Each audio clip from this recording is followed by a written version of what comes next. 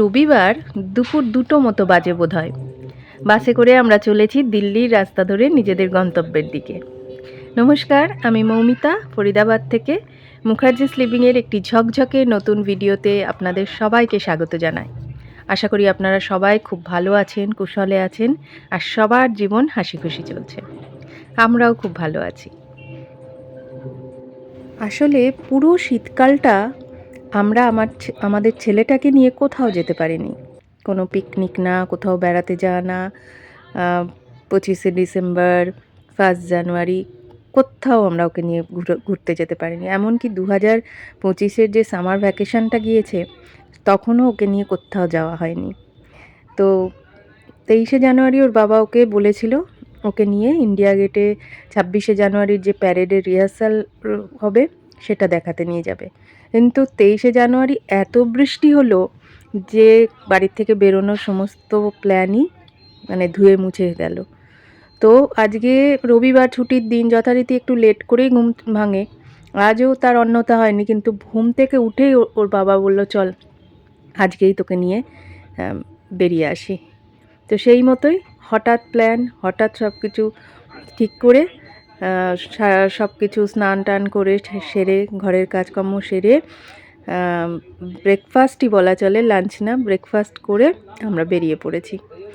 বাসে ওঠার কথা ছিল না, অটোতে করেই যাওয়ার কথা ছিল, কিন্তু হঠাৎ করে আমরা ঠিক করলাম চলো বাসে করেই যাই।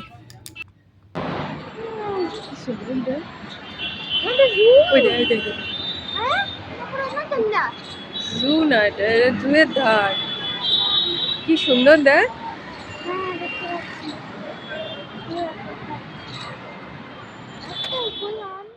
বাস স্ট্যান্ডে এসে সবে দাঁড়িয়েছি বাস থেকে নেমে। সন্দীপা সামনের চায়ের দোকানে জিজ্ঞাসাবাদ করছে যেখানে যাব সেই জায়গাটা কি রাস্তার এপারেই না রাস্তা ক্রস করে যেতে হবে। আর পেছন ফিরে তাকিয়ে এই গ্রিলের পেছনের জঙ্গলে দেখি এই সুন্দর ময়ূরটি বিচরণ করছে, ঘুরছে ফিরছে, খাবার খুঁটে খুঁটে খাচ্ছে। আমি তো দেখে অবাক, চমকে গেছি। বাবুকে দেখিয়ে বাবু ভীষণ খুশি। এত ভালো লাগলো ময়ূরটিকে দেখে কি বলবো। তো আজকের ওয়েদারটা বড় সুন্দর, ঝকঝকে রোদ উঠেছে, তেমনি সুন্দর একটা ঠান্ডা ওয়েদার, হাওয়াও দিচ্ছে, কিন্তু খুব উপভোগ্য একটা ওয়েদার। সন্দীপন 2টো চা নিয়েছে, তো বলল সামনের রাস্তাটা ক্রস করলেই পুরানা কিল্লা। পুরানা কিল্লা হচ্ছে আমাদের গন্তব্যস্থল। রাস্তা ক্রস করে আমরা এসেও গেছি। পুরানা কিল্লা আর দিল্লি জু এই দুটো একদম গায়ে গায়ে। তো ওইদিকে সাইডে আমরা দিল্লি জু ক্রস করে এসেছি, এসে পুরানা কিল্লার যে টিকিট কাউন্টার সেখানে এসে সন্দীপন টিকিট কাটতে গেছে, আর আমরা পার্কিং সাইডে দাঁড়িয়ে মা আর ছেলে দুজনে মিলে অপেক্ষা করছি। কত কাঠবেড়ালি খেলা করছে আপন মনে। হ্যাঁ, একটার পেছনে একটা দৌড়চ্ছে পাই পাই পাই পাই করে। বাবু শালিকগুলো কিরকম ঘুরে বেড়াচ্ছে দেখ। খাবারের জন্য ঘুরে বেড়াচ্ছে, চারিদিকে সব খাবার পড়ে আছে। কত শালিক। কত করে টিকিট? বাবুর তো লাগবে না। পুরানি কিল্লা বা ওল্ড ফোর্ট হচ্ছে দিল্লির পুরাতন যে কেল্লাগুলো রয়েছে তাদের মধ্যে অন্যতম। এটা আমরা শুনেছি এবং এটা যে ভীষণ সুন্দর জায়গাটি। আমরা ভেতরে প্রবেশ করার আগে অনেকগুলো চেকিং হলো, টিকিটের সঙ্গে সঙ্গে ব্যাগ ট্যাগও চেকিং হলো, এবং এখানে কোনো রকমের প্লাস্টিক জাতীয় দ্রব্য, প্লাস্টিকের ব্যাপারে যেসব খাদ্য থাকে যেমন ওই যে কর্নগুলো, পপকর্ন টপকর্ন, এগুলো অ্যালাউ নেই। তো একটা পপকর্নের প্যাকেট আমার ছেলেকে কিনে দিয়েছিলাম, কিন্তু সেটা গার্ড যিনি ছিলেন মহিলা, উনি বললেন নয় বাইরে খেয়ে আসুন, নয়তো প্যাকেটটা ছিঁড়ে ফেলে পকেটের মধ্যে পপকর্নগুলো নিয়ে নিন।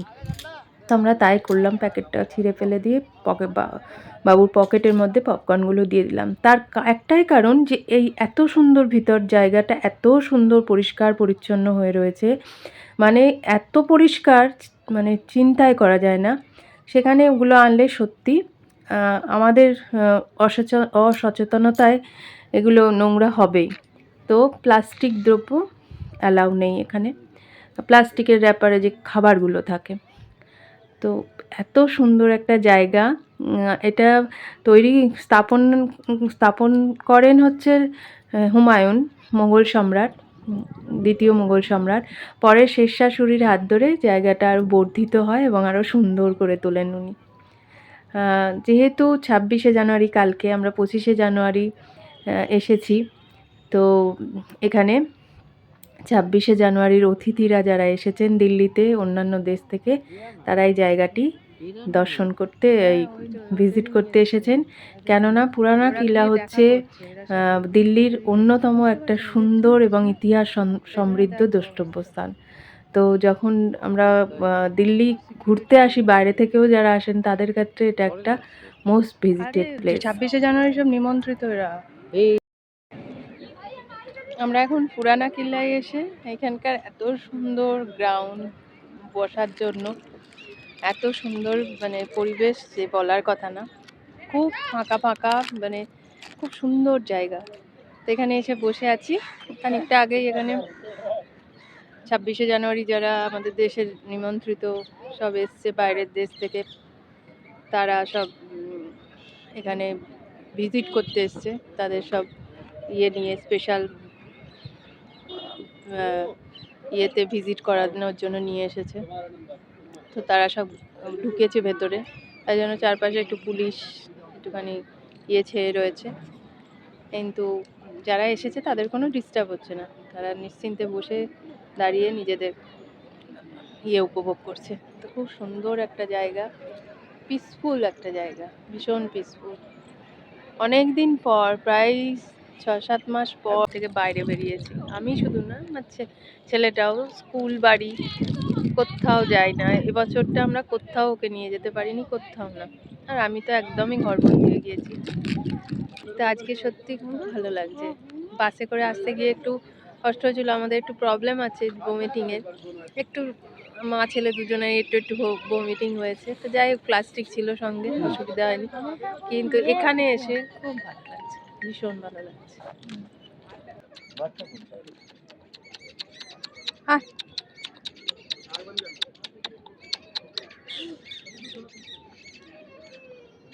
বাগানগুলোর মধ্যে সুন্দর ওয়েল মেনটেন, যেমন গাছপালা রয়েছে, দেবদারু গাছ, ঝাউ গাছ, তেমনি বড় বড় সব তেঁতুল গাছ টাইপের বড় বড় গাছ রয়েছে। আমরা একটা তেঁতুল গাছের তলায় বসেছিলাম, আর তেঁতুল গাছটায় মানে ভর্তি কাঠবিড়ালির মানে চাক বলে না, সেই শুঁয়োপোকার মতো চাক করে বসে আছে। তো ওদের সঙ্গে খানিকটা সময় আমাদের খুব সুন্দর কাটলো। বিস্কুটের গুঁড়ো ফেলে দিয়েছিলাম, সেইগুলো খাওয়ার জন্য সে পাগলের মতো করছে। বাবু তাই দেখে খুব খুশি, আমারও খুব ভালো লাগছিল। ওদের খাওয়ার স্টাইলটা দেখতে এত ভালো লাগে, কি বলবো। খুব মজা করে কাটলো। আর এত সুন্দর একটা পরিবেশ, চারিদিকে এরকম সবুজের সমারোহ দেখে মন একদম ভালো হয়ে গিয়েছে। এত ওয়েল মেনটেন বাগানগুলো। যে জায়গাটা ক্রস করে আমরা যাচ্ছি, এটা হচ্ছে উগ্রসেনের বাউলি। এই বাউলিটা পিকে সিনেমাতে দেখানো হয়েছে, এবং পিকে যেখানে থাকতো দিল্লিতে এসে, এটা সেই জায়গাটা বাউলি। এটা খুব প্রসিদ্ধ একটা জায়গা, যেটা কোনো কারণে আজকে বন্ধ রয়েছে, যার ছবিটা আমি নিতে পারলাম না। খুব মনটা খারাপ হয়ে গেল। আর সামনে যেটি দেখা যাচ্ছে, এটা হচ্ছে শের মন্ডল। এটাও এখানকার একটা প্রসিদ্ধ জায়গা। পিকে শুটিং এখানে আছে না? হ্যাঁ, ওইখানে ওই জায়গাটা, ওটা বন্ধ। কি সুন্দর সুন্দর জিনিস আছে না দেশের ভেতরে, এত সুন্দর সুন্দর আর্কিটেকচার আছে, চিন্তার বাইরে। ভালো ভালো, এগুলো তো দেখিনি আমরা, দেখিনি, আসিনি, দিল্লিতে থেকেই দিল্লিতে দেখছি না। মানে একটা দিন এই এই জায়গাটা পুরো সকাল থেকে একদিন ঘুরলেও শেষ করা যাবে না, এত জিনিস রয়েছে। এরপর কোথায় দেখা যাচ্ছে, কি দেখা যাচ্ছে? মানে ওই টুরিস্ট ডিস্ট্রাকশন এসেছে, ওই ফরেন নরমাল ফরেনারদের বলছে কিছু ফরেনার না, ওরা গাইড, টুরিস্ট গাইড। কোন দিকে যাব আমরা? এই যে এইটা দেখে। আমাদের বাড়ির থেকে প্ল্যান মাফিক বেরোতে অনেকটাই লেট হয়ে যাওয়াতে এখানেও আমরা অনেকটা দেরিতেই ঢুকেছি, এবং প্রায় মানে সময় শেষ হয়ে এসেছে, বেরিয়ে যাওয়ার সময় চলে এসেছে। সূর্যও অস্ত গেছে, অস্ত চলে যাচ্ছে, অন্ধকার ঘনিয়ে আসছে। তো তাই তাড়াহুড়ো করে যে কটা সম্ভব দেখে নেওয়ার চেষ্টা করছি। এটা হচ্ছে কিলাই খুনা মস্ক, যেটা এই পুরানি কিল্লার আরেকটা মেন দ্রষ্টব্য জিনিস। ভীষণ সুন্দর একটা স্থাপত্যের নিদর্শন, ভীষণ ভালো, মানে বা পাশ থেকে বোঝাই যাচ্ছে না যে পেছন দিকের এটা এত সুন্দর। দেওয়ালের কারুকার্যগুলো ভীষণ সুন্দর। এটা একটা কুয়ো রয়েছে মাঝখানে। নিশ্চয়ই তখনকার দিনে এটা কোনো একটা কাজে ব্যবহৃত হতো। তো ভীষণ ভালো লাগছিল। দেয়ালের গায়ে আরবি হরফেই কিছু বা উর্দুতে কিছু লেখা রয়েছে।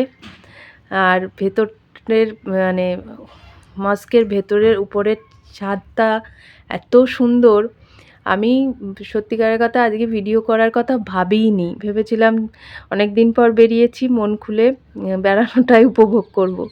কিন্তু এত সুন্দর জিনিস দেখে ভিডিও না করে থাকতেও পারলাম না। তাই খুব একটা যে গোছানো কিছু ভিডিও হয়েছে বলে আমার মনে হয় না।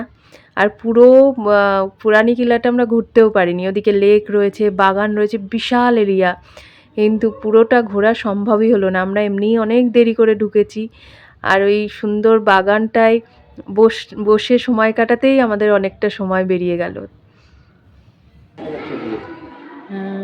তালা মারা আছে। ওই বাবা, আমি এক্ষুনি দেখলাম জেলখানা নাকি? ওই যে উপরে যাওয়া যায় সিঁড়ি দিয়ে, লক করা। লক যখন ভেঙে ফেলেছে মনে হয়। হ্যাঁ হ্যাঁ, মানে জায়গাটা যে কত বড় সেটা ক্যামেরাতে পুরোটা ক্যাপচার করা সম্ভবই না। বিশাল এরিয়া, মানে আমরা তো কিছুই ঘুরিনি। আমরা কয়েকটা জায়গা শুধু দেখলাম, কিছুই ঘুরিনি। নিচে প্রচুর জায়গা রয়েছে যেখান থেকে গার্ডরা তুলে আনছে, সবাই নিচে গিয়ে ফটো টটো শ্যুট করছে তাদের, যেহেতু সময় বন্ধ হওয়ার সময় চলে এসেছে।